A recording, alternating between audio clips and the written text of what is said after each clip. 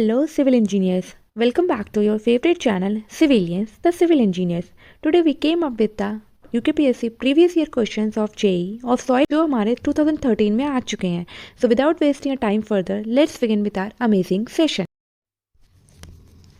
पहला क्वेश्चन है हमारा यहाँ पे The ratio of volume of voids in the soil to its total volume is defined as ratio जिसका volume of voids upon total volume है, तो इस रेशियो को क्या बोलते हैं? ऑप्शन है हमारे, option A porosity, option B void ratio, option C degree of saturation, option D mass density.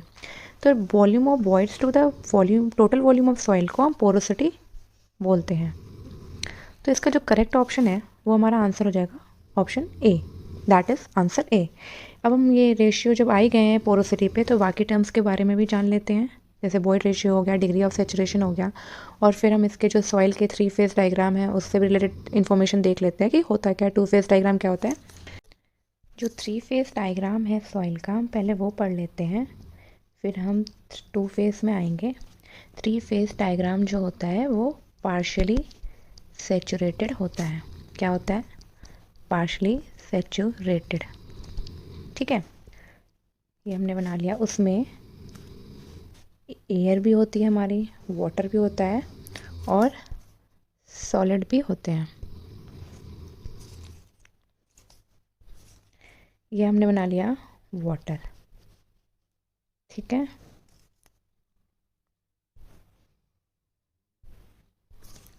ये हमारा पोर्शन सॉलिड का हो गया और ये हमारा एयर हो गया. ठीक है, ये हमारा एयर, वाटर, सॉलिड. और आप हमेशा याद रखिए, कोई भी सॉइल होगा, ये नेचुरल सॉइल है, 3 फेज डायग्राम में वो तीनों कॉम्बिनेशन से बना होता है, दैट इज़ एयर से, वाटर से और सॉलिड से. और जो भी हमारा जो सॉलिड कंटेंट होगा वो हमेशा क्या होगा, एयर वाटर के कंटेंट से ज़्यादा होगा. ये हमेशा 3 फेज जो पार्शियली सैचुरेटेड डायग्राम होता है, जो नेचुरल सॉइल होती है उसका मिक्सचर होता है. कभी भी सॉलिड कंटेंट कम नहीं होगा इससे. ठीक है, फॉर एग्जांपल अभी हमने कोई ये सॉइल का पोर्शन है, ठीक है, अब इसमें जो सॉलिड्स दे रखे हैं, ठीक है, तो जो वॉइड्स होंगे, वॉइड्स क्या होता है, किसी चीज़ की कमी, एम्प्टी स्पेस होता है वॉइड्स. ठीक है, तो वॉइड्स तो ये सब फिल करेंगे, ये वॉइड्स हो गए, जो ऑब्वियसली ये एयर वाटर से फिल करेंगे, तो सॉलिड कंटेंट ऑब्वियसली ज़्यादा ही होगा, तो इसलिए बोला गया. ठीक है, ये हमारा हो गया वॉल्यूम ऑफ एयर, और ये हो गया वॉल्यूम ऑफ वाटर, और ये हो गया वॉल्यूम ऑफ सॉलिड, और इस पूरे टोटल को बोलते हैं टोटल वॉल्यूम ऑफ सॉइल. और वॉल्यूम ऑफ एयर और वॉल्यूम ऑफ वाटर कंबाइन करके बनता है वॉल्यूम ऑफ वॉइड्स. जो हमारा वॉल्यूम ऑफ वॉइड्स होता है, क्योंकि जो एम्प्टी स्पेस है वो क्या कवर, वो किससे फिल होंगी, या तो एयर से, एयर ऑक्यूपाई करेगी, या वाटर, तो इसीलिए इन दोनों के कॉम्बिनेशन को वॉल्यूम ऑफ वॉइड्स बोलते हैं. ये हमारा हो गया वेट ऑफ एयर, ये वेट ऑफ वाटर, ये हमारा वेट ऑफ सॉलिड, और ये टोटल हमारा टोटल वेट ऑफ सॉइल. ठीक है, ये वॉल्यूम ऑफ वॉइड्स मैंने बताया था, volume of air plus water का कॉम्बिनेशन है. एक हमारा होता है फुल ड्राई और एक होती है हमारी फुल सैचुरेटेड. फुली ड्राई का मतलब होता है कि इसमें वाटर बिल्कुल नहीं है, और फुली सैचुरेशन का मतलब है, मतलब जो भी है वॉइड्स फिल हैं वो हमारे एयर से फिल हैं, और फुली सैचुरेशन जो भी वाटर हमारे वॉइड्स फिल हैं वो वाटर से फिल हैं, इसमें एयर कंटेंट बिल्कुल नहीं है. तो ये हमारा बन जाएगा, यहाँ पे भी बना लेते हैं.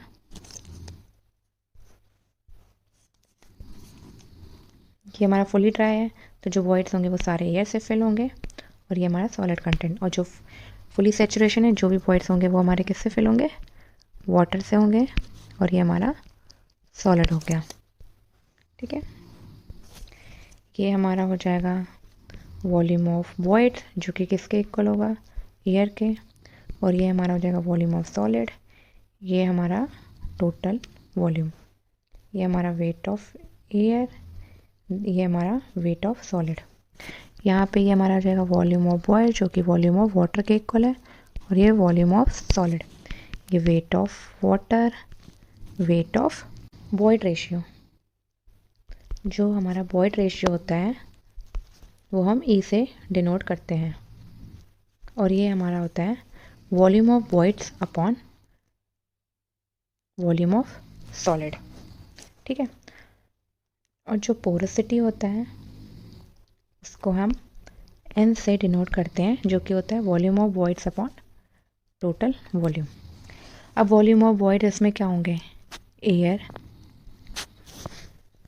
वाटर, और यही होंगे एयर वाटर, इसमें भी होगा एयर प्लस वाटर, और टोटल वॉल्यूम क्या होगा हमारा, volume of voids plus volume of solid. जो वॉइड रेशियो की सॉइल के लिए वैल्यू होती है वो कभी भी ज़ीरो नहीं हो सकती। बाकी मटेरियल्स के लिए हो सकती है, बाकी चीज़ों के लिए बाकी, लेकिन सॉइल के वॉइड रेशियो कभी भी ज़ीरो नहीं होगा, क्योंकि सॉइल में जो वॉइड स्पेस होगा, कुछ ना कुछ सॉइल में एम्प्टी स्पेस ज़रूर होगा, और वो या तो एयर से ऑक्यूपाइड होगा या फिर वाटर से। वॉइड रेशियो की जो रेंज होती है वो होती है हमेशा ग्रेटर देन ज़ीरो। ज़ीरो से ज़्यादा कुछ भी वो हो सकती है, लेकिन ज़ीरो या ज़ीरो से कम कभी नहीं होगी। पोरोसिटी क्या होती है, पोरोसिटी की रेंज हमारी होती है ज़ीरो से ज़्यादा और 1 से कम। अब देखो ज़ीरो से ज़्यादा कैसे होती है, ज़ीरो से हमारी ज़ीरो क्यों नहीं होती पोरोसिटी की वैल्यू, क्योंकि जो वॉइड्स होंगे, वॉल्यूम ऑफ वॉइड्स, वो कभी भी ज़ीरो नहीं हो सकते। कुछ ना कुछ वॉइड्स होगा, या तो वाटर से फिल होगा या फिर एयर से फिल होगा, कुछ ना कुछ तो वॉइड्स होगा, इसलिए वॉल्यूम ऑफ वॉइड्स हमारे कभी ज़ीरो नहीं होंगे, तो ना पोरोसिटी ज़ीरो होगी ना वॉइड रेशियो ज़ीरो होगा, लेकिन पोरोसिटी हमेशा ज़ीरो के बराबर नहीं हो सकती। लेकिन जो पोरोसिटी की वैल्यू होती है वो हमेशा 1 से कम होगी। क्यों होगी, क्योंकि जो हमारे टोटल वॉल्यूम होता है वो हमारा क्या होता है, volume of voids plus volume of solid होता है। ठीक है, तो हमारा वॉल्यूम ऑफ वॉइड्स क्या आ गया, total volume minus volume of solid, मतलब हमेशा वॉल्यूम ऑफ वॉइड क्या होंगे, टोटल वॉल्यूम से कम होंगे। कभी भी वॉल्यूम ऑफ वॉइड हमारे टोटल वॉल्यूम से ज़्यादा नहीं हो सकते। ठीक है, तो जो अगर हमारा न्यूमरेटर कम है और डिनोमिनेटर ज़्यादा है, तो ऑब्वियसली जो हमारी वैल्यू आएगी वो क्या आएगी, 1 से कम आएगी। न्यूमरेटर हमारा कम क्यों है, क्योंकि वॉल्यूम ऑफ वॉइड्स हमेशा टोटल वॉल्यूम से कम होंगे। ठीक है, अब हम कुछ और टर्म्स के एक और आप पॉइंट नोट कर लीजिए, ये इंपॉर्टेंट है कि जो हमारा वॉइड रेशियो होता है वो हमेशा सिग्निफिकेंट होता है, किससे ज़्यादा, पोरोसिटी से। क्यों होता है, क्योंकि हमारा वॉइड रेशियो कनेक्टेड होता है वॉल्यूम ऑफ सॉलिड से, ये आप देख रहे हो, और जो पोरोसिटी है वो हमारा होता है टोटल वॉल्यूम से। सॉइल के मास में तो फिर वो डायरेक्ट सिमिलर चेंज देगा वॉल्यूम ऑफ वॉइड्स में, लेकिन वॉल्यूम ऑफ सॉलिड्स हमारे सेम रहेंगे, रिमेन सेम। मतलब जो भी चेंज आएगा वो सिर्फ हमारे वॉइड्स में चेंज आएगा, जो कि वॉल्यूम ऑफ एयर या वॉल्यूम ऑफ वाटर में चेंज आएगा, लेकिन कभी भी वॉल्यूम ऑफ सॉलिड में चेंज नहीं आएगा। इसीलिए वॉइड रेशियो ज़्यादा सिग्निफिकेंट होता है एज़ कम्पेयर टू पोरोसिटी, क्योंकि जो टोटल वॉल्यूम होता है वो वॉल्यूम ऑफ वॉइड्स और वॉल्यूम ऑफ सॉलिड दोनों से कंबाइन होता है, ये मैंने बता रखा है आपको। तो जो चेंज आएगा तो टोटल वॉल्यूम चेंज होगा, लेकिन वॉल्यूम ऑफ सॉलिड कभी चेंज नहीं होगा। जो पोरोसिटी है उसका फॉर्मूला होता है N=E/1+E, और जो हमारा वॉइड रेशियो है उसका फॉर्मूला होता है N/1 - N। Volume of solid होता है हमारा total volume upon 1 + void ratio. अब मॉइस्चर कंटेंट की बात करते हैं, तो वो हमारा weight of water upon weight of solid होता है। मॉइस्चर कंटेंट की वैल्यू हमेशा ग्रेटर देन और इक्वल टू 0% होती है। ठीक है, वाटर कंटेंट ज़ीरो हमारा कब होगा, फॉर एग्ज़ाम्पल अगर हमारा ड्राई फेज़ है तो ये हमारा वाटर कंटेंट ज़ीरो हो जाएगा, वेट ऑफ वाटर जो होगा। ठीक है, तो जब ये ज़ीरो हो जाएगा तो हमारा मॉइस्चर कंटेंट भी ज़ीरो होगा। अब हम बाकी टर्म्स के बारे में जान लेते हैं, जैसे कि degree of saturation. Degree of saturation को हम एस से डिनोट करते हैं, और डिग्री ऑफ सेचुरेशन हमारा होता है volume of water upon volume of voids, और ये परसेंटेज में रखते हैं। इसकी जो रेंज होती है वो हमारी हमेशा ज़ीरो या ज़ीरो के बराबर होती है, और परसेंटेज में 100 या 100 से कम। अब ज़ीरो कब होगा डिग्री ऑफ सेचुरेशन, जब हमारा वॉल्यूम ऑफ वाटर ज़ीरो हो जाएगा तो हमारा डिग्री ऑफ सेचुरेशन ज़ीरो हो जाएगा। और हमारा 100 कब होगा? जब हमारा volume of water volume of wide के इक्वल हो जाएगा। तो हमारा वॉल्यूम ऑफ वाइड कट जाएगा तो हमारा 1 मिल जाएगा। 1 मतलब परसेंटेज में 100%। ठीक है। वॉल्यूम ऑफ वाटर कभी भी वॉल्यूम ऑफ वाइड से ज़्यादा नहीं होगा, बराबर हो सकता है पर ज़्यादा नहीं होगा, क्योंकि वॉल्यूम ऑफ वाइड जो बनता है किससे बनता है? वॉल्यूम ऑफ एयर और वॉल्यूम ऑफ वाटर के बराबर से मिलके बनता है। तो जब एयर ज़ीरो हो जाएगा, जब वॉल्यूम ऑफ एयर नहीं होगा तो volume of wide volume of water के बराबर आ जाएगा, लेकिन कभी भी उससे volume of water volume of wide से ज़्यादा नहीं होगा। ठीक है। अब हम एक टर्म और मैं रिलेशन बताना भूल गई आपको, अभी बता देती हूँ। एक फॉर्मूला होता है मॉइस्चर कंटेंट के रिगार्डिंग है, वेट ऑफ सॉलिड, जो कि क्या होता है? Total weight upon 1 plus moisture content. अब हम परसेंटेज एयर कंटेंट की बात करते हैं। एयर कंटेंट जिसको हम AC से डिनोट करते हैं, ये होता है volume of air upon volume of void. ये भी परसेंटेज में डिनोट होता है। इसकी रेंज होती है 0 या 0 के बराबर, 0 से ज़्यादा या 0 के बराबर, और 100 या 100 से कम। ये भी परसेंटेज में डिनोट होता है। 0 कब होगा? जब हमारा वॉल्यूम ऑफ एयर 0 हो जाएगा। और वॉइड वॉल्यूम ऑफ एयर हमारा 0 कब होगा? जब हमारे सारे वॉइड किससे फिल होंगे? वाटर से। ठीक है। अब हम परसेंटेज एयर वॉइड देख लेते हैं। Percentage air void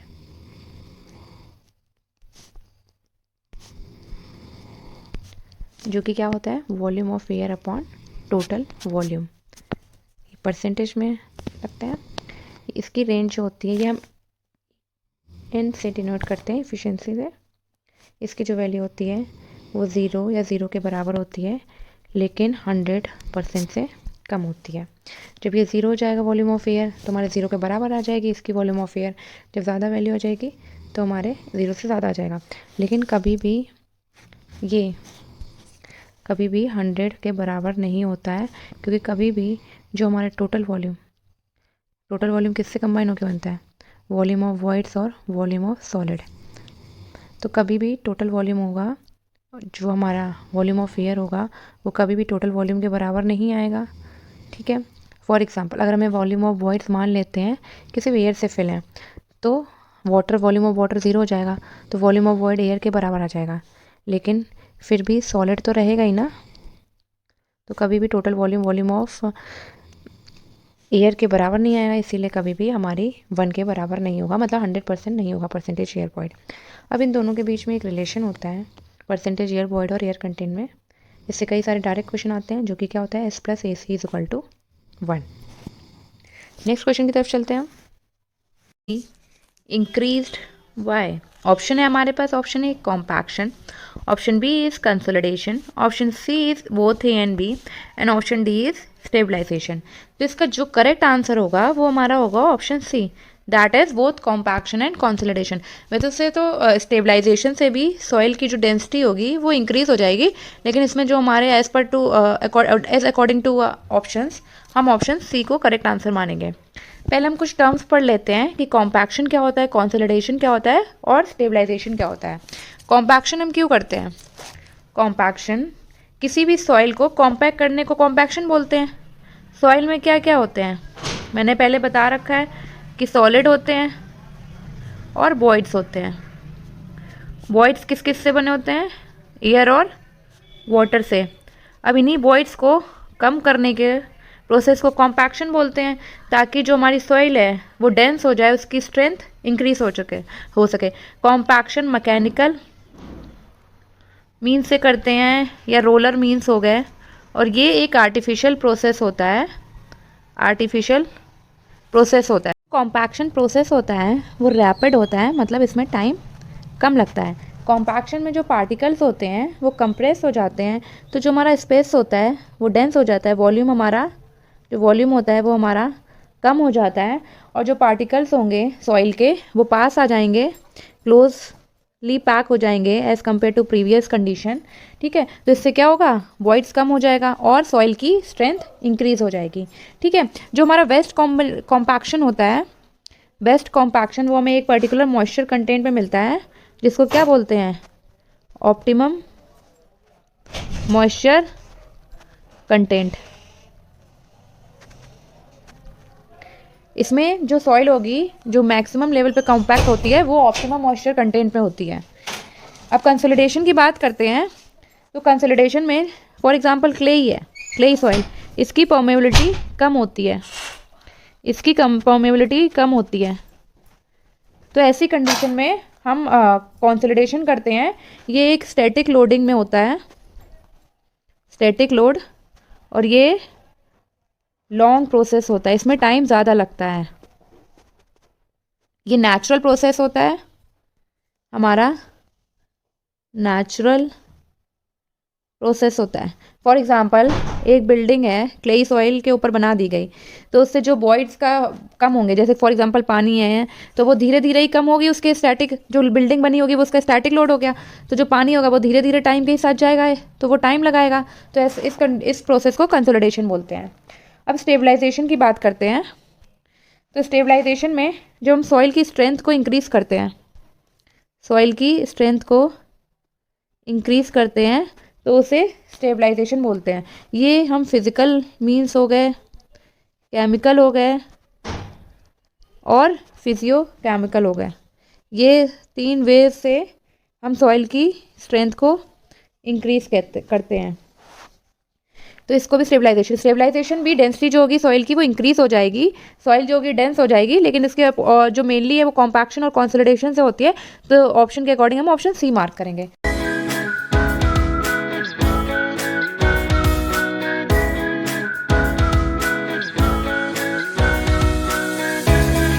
next question is uniform coefficient is the ratio of the following.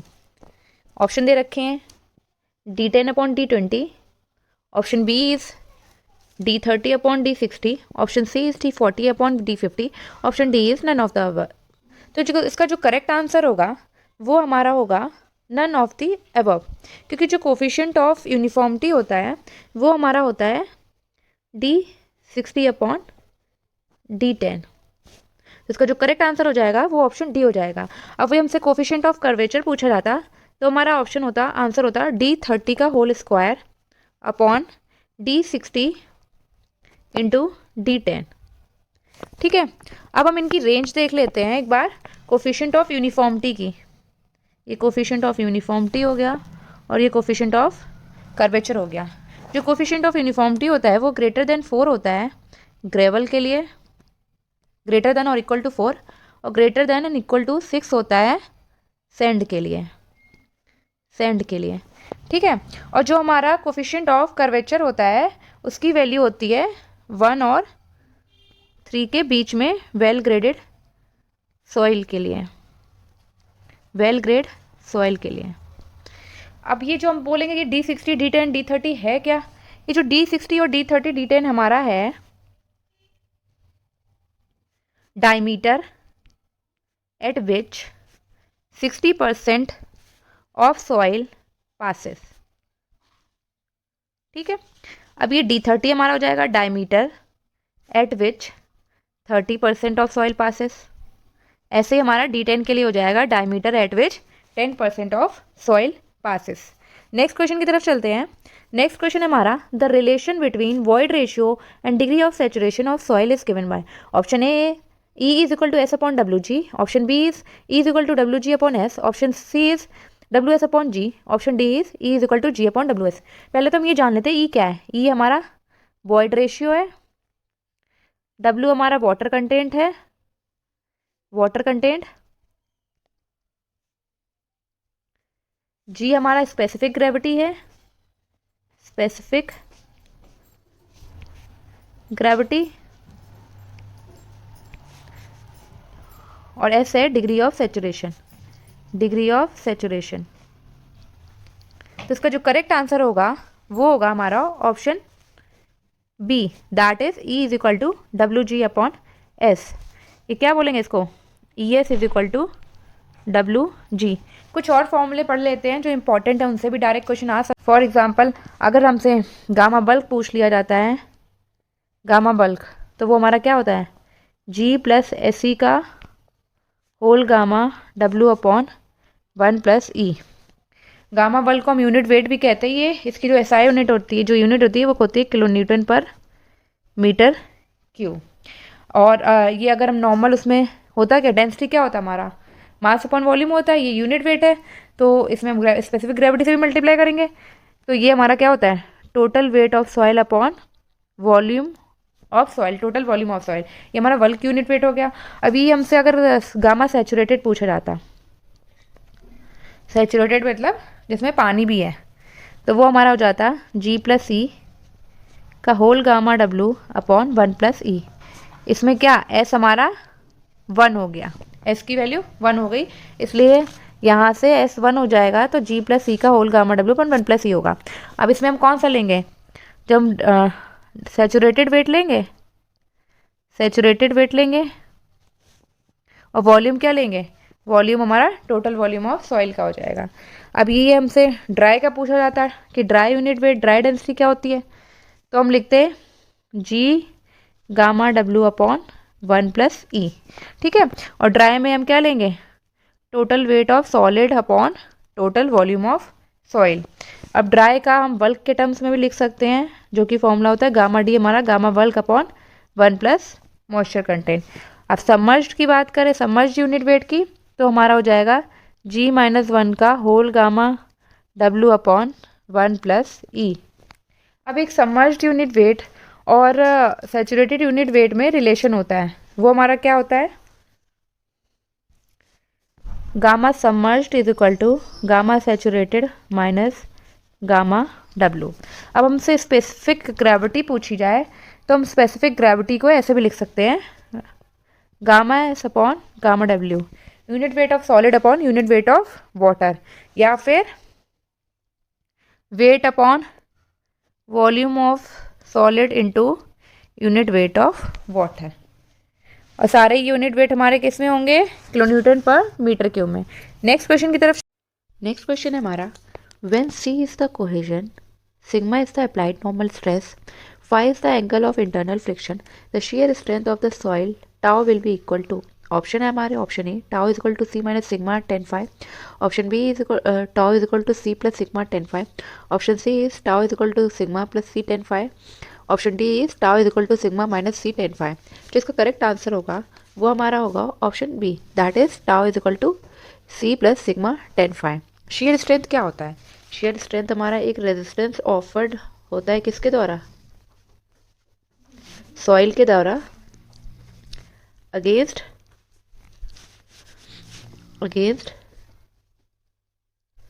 shear deformation, shear deformation। For example अगर कोई लोड लग रहा है सॉइल पर तो डिफॉर्मेशन होगा, जिसकी वजह से स्ट्रेस डेवलप होगा, सॉइल रेजिस्ट करेगी उस स्ट्रेस को, जिससे क्या कहते हैं, शेयर स्ट्रेंथ कहते हैं। नेक्स्ट क्वेश्चन हमारा, अ soil sample has a porosity of 40% and if G is equal to 2.70 then the dry density of soil will be, gamma W हमारा दे रखा है 9.81 kilo newton per metre cube. Gamma D का मैंने relation बता चुकी हूँ, formulas कुछ। Gamma D का हमारा क्या फॉर्मूला होता है, गामा डी होता है हमारा G गामा W/1+A।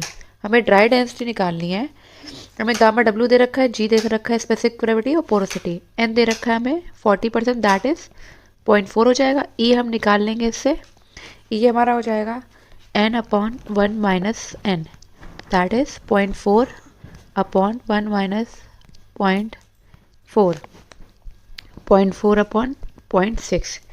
तो जो हमारा E आएगा बॉयड रेशियो वो आएगा हमारा अप्रॉक्सीमेट 0.67। अब इसी को हम यहाँ पे वैल्यू पुट कर लेते हैं, G हमारा 2.7 है, गामा W 9.81 लेना है और ये हमारा 0.67। अब जब इसको सॉल्व करेंगे तो हमारा जो आंसर आएगा अप्रॉक्सीमेट वो आएगा 15.89 kilo newton per metre cube, that is option A is correct answer. Next question is, load carrying capacity of foundation on sand mainly depends on, option A है हमारे पास, option A length of foundation, option B is depth of foundation, option C is breadth of foundation, option D is size of foundation. Load carrying capacity foundation की किस पे depend करती है? पहले तो हम जान लेते हैं कि लोड कैरिंग कैपेसिटी जो होती है वो होती क्या है। लोड कैरिंग कैपेसिटी ऐसी कैपेसिटी होती है जिसमें जो सॉइल होती है, जब कोई मैक्सिमम प्रेशर होता है तो वो हैंडल कर सके उस मैक्सिमम प्रेशर को विदाउट एनी फेलियर। ठीक है, ऐसी कैपेसिटी सॉइल की जो मैक्सिमम प्रेशर हैंडल कर सके विदाउट एनी फेलियर। ठीक है, इसका जो करेक्ट आंसर होगा वो होगा option D, that is size of foundation पे डिपेंड करती है लोड कैरिंग कैपेसिटी सैंड के। कैसे? टरजागी ने एक फेमस इक्वेशन है टरजागी की जो उन्होंने दे रखी है, Q ultimate load carrying capacity क्या होता है, Q is equal to C N C gamma D F N Q plus half B gamma N gamma. Sand के केस में सी हमारा क्वेश्चन है जो कि सैंड के केस में ज़ीरो होता है। ठीक है, तो ये पूरी वैल्यू ज़ीरो हो गई, तो हमारा बच्चा क्या, ये पोर्शन बचा और ये डेप्थ हो गया, ब्रेड्थ आ गया, तो मतलब ये हमारी, और ये जो एन क्यू है एन गामा ये मॉडिफिकेशन फैक्टर है, तो डी एफ और विड्थ मतलब साइज दोनों ही आ रहे हैं, डेप्थ पे भी और ब्रेड्थ पे भी। तो जो लोड कैरिंग कैपेसिटी है फाउंडेशन की सैंड में के केस में वो दोनों ही पे डिपेंड करती है। नेक्स्ट क्वेश्चन की तरफ चलते हैं। नेक्स्ट क्वेश्चन है हमारा, the dry unit weight of soil sample is 1.9 ग्राम पर cc and the specific gravity is 2.65, what will be the porosity of soil. हमें गामा डी दे रखा है, जी दे रखा है और हमें पोरोसिटी निकालनी है। ठीक है, तो हम यहाँ पे सॉल्व कर लेते हैं। गामा डी का जो फॉर्मूला होता है वो हमारा होता है जी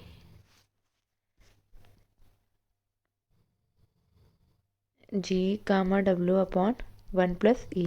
ठीक है, गामा डी हमारा कितना दे रखा है, गामा डी हमारा 1.9, ये ग्राम पर सीसी पे है, और जी की वैल्यू हमारी क्या है 2.65।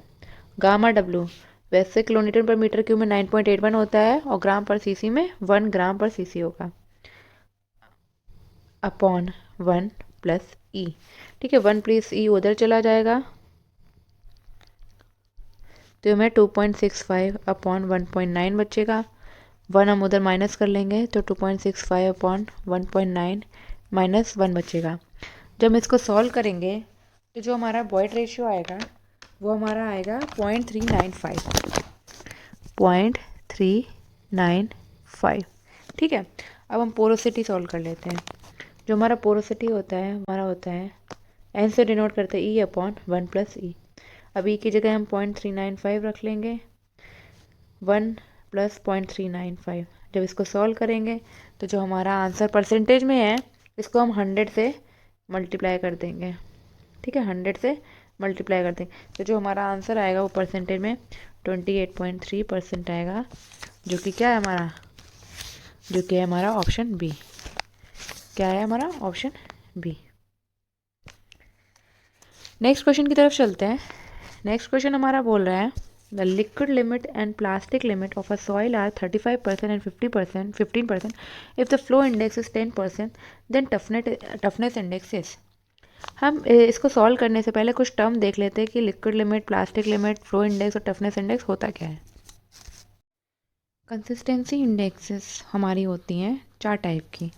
फॉर एग्जांपल एक हमारी हो गई ये प्लास्टिसिटी, ठीक है, प्लास्टिक कंसिस्टेंसी इंडेक्स, एक हमारी होगी कंसिस्टेंसी इंडेक्स, और एक हमारा लिक्विडिटी हो गया, और एक हमारा टफनेस इंडेक्स हो गया। प्लास्टिक इंडेक्स में हम क्या, एक ही हमारा ये मैं ग्राफ से बता देती हूँ, आपको एक्सप्लेन कर देती हूँ। ये 4 स्टेजेस शो करी हैं, सॉलिड स्टेज हो गई, सेमी सॉलिड, प्लास्टिक स्टेज और लिक्विड स्टेज। ये वाटर कंटेंट दे रखा है WS, WP, WL, और ये वॉल्यूम VD, BP और VL।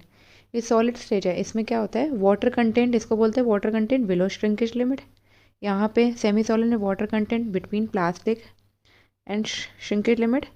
यहाँ पे प्लास्टिक लिमिट को बोलेंगे water content between liquid limit and plastic stage, और यहाँ पे बोलेंगे लिक्विड लिमिट को water content above liquid limit. ठीक है, और जो हमारी प्लास्टिक स्टेज होती है वो क्या होती है, कैसी स्टेज होती है, जिसमें सॉइल क्या किसी भी शेप में मोल्ड हो जाए, ठीक है, किसी शेप में।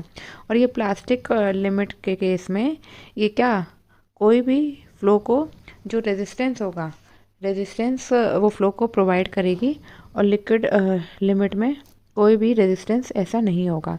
यहाँ पे सॉइल में, फॉर एग्जांपल अगर कोई सॉइल प्लास्टिक स्टेट में है तो वो जो वाटर होगा, जो वाटर का फ्लो होगा, उसको एक रेजिस्टेंस प्रोवाइड करेगी। लेकिन लिक्विड में ऐसे ही वो सॉइल बहती जाएगी, उसमें कोई रेजिस्टेंस नहीं प्रोवाइड करेगा, ठीक है। अब हम एक अगर हम कुछ रेंज जान लेते हैं। फॉर एग्जांपल अगर ये ज़ीरो है,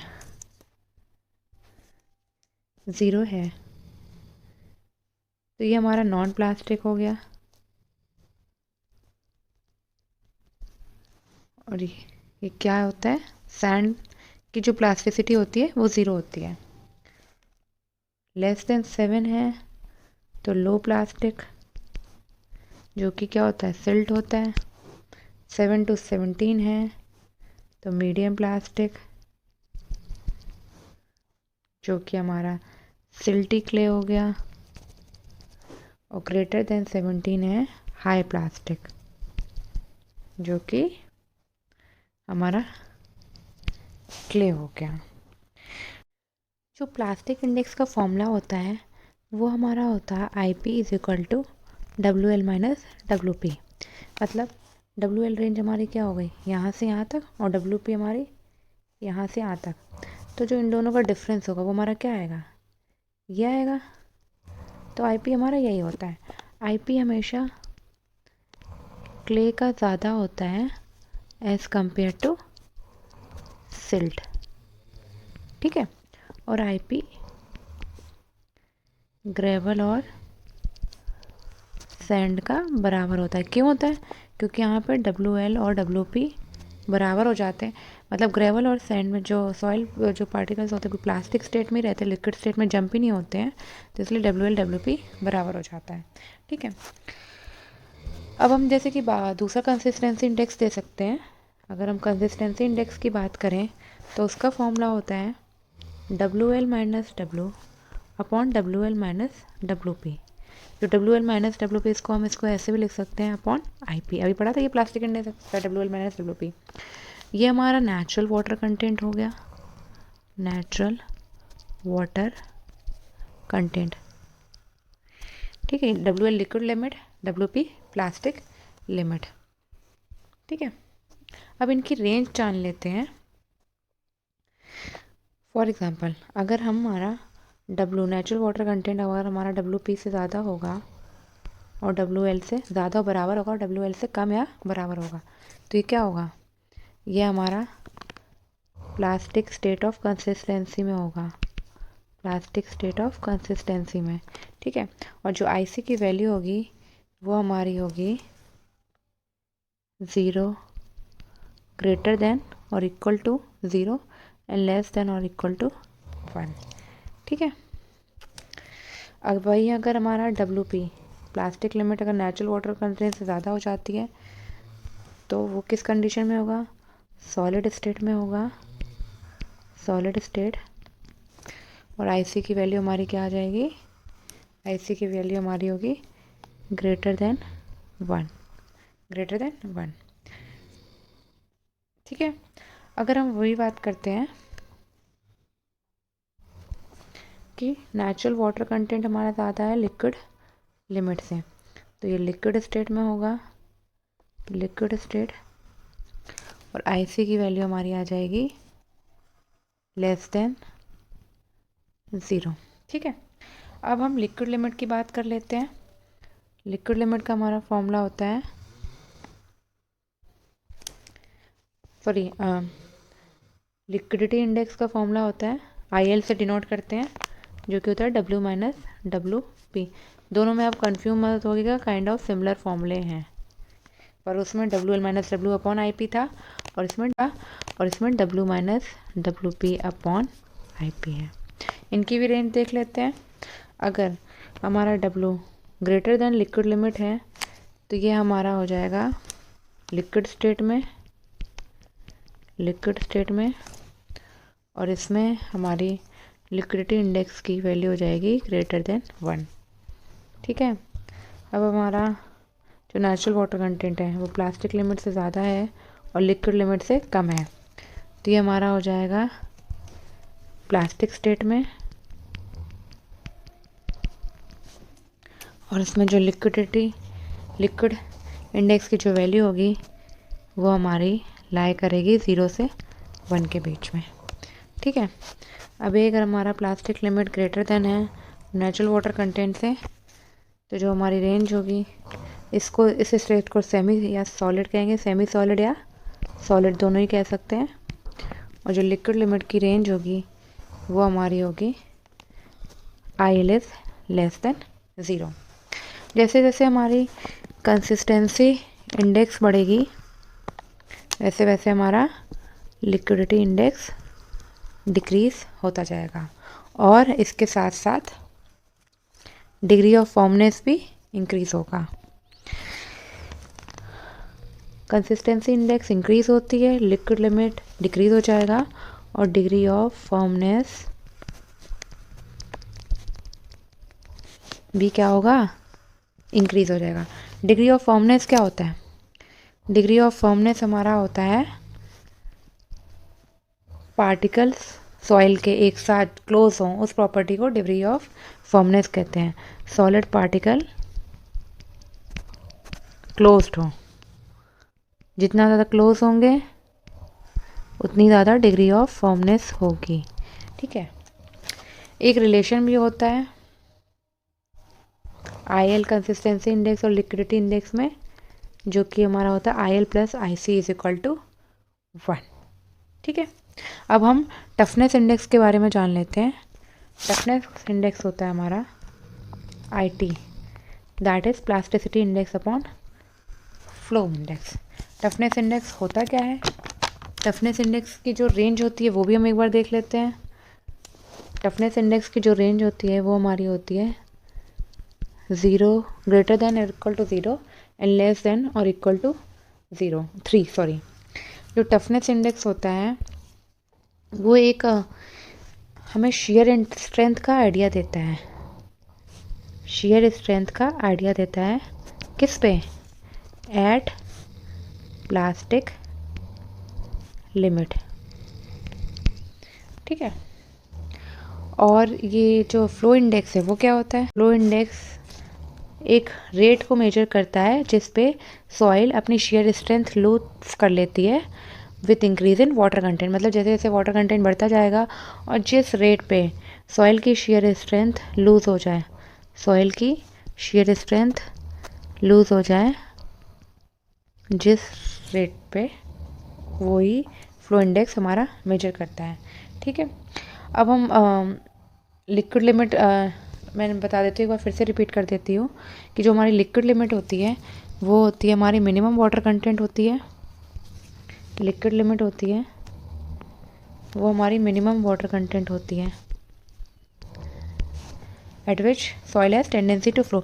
मतलब जब तक वो फ्लो करता रहेगा, अगर उसमें टेंडेंसी है फ्लो करने की सॉइल में, तो उसे लिक्विड लिमिट कहते हैं। लिक्विड लिमिट जैसे जैसे इंक्रीज़ होगी वैसे ही सॉइल की कंप्रेसिबिलिटी भी इंक्रीज़ होगी। और प्लास्टिक लिमिट होती है मिनिमम वाटर कंटेंट जब सॉइल प्लास्टिक स्टेट में हो और प्लास्टिक मटेरियल बिहेव करे, और श्रिंकेज लिमिट होती है maximum water content, soil at maximum water. Next question है हमारा, the liquid limit and plastic limit of a cohesive soil are determined in laboratory as 40% 20% respectively. The plastic index of the soil will be. अभी मैंने बताया कि इसमें plastic index का हमारा formula क्या होता है? WL - WP। ठीक है, लिक्विड लिमिट WL हमारा ये दे रखा है और WP प्लास्टिक लिमिट 20% दे रखा है। ठीक है, अब हम 40% माइनस 20% कर देंगे परसेंटेज में, तो हमारा क्या आ जाएगा? 20%। That is option B is correct answer. आज की क्लास मैं यहीं पर बाइंड अप करती हूँ। आपको अगर हमारा चैनल पसंद आ रहा है तो प्लीज़ लाइक करिए, अपने फ्रेंड्स के साथ शेयर करिए, और अगर इन केस कोई आपको कोई डाउट है या फिर कुछ भी अगर सजेशन देना है तो प्लीज़ हमें कमेंट सेक्शन में बताइए। Keep loving us, keep sharing us. Thank you so much. Have a great day ahead.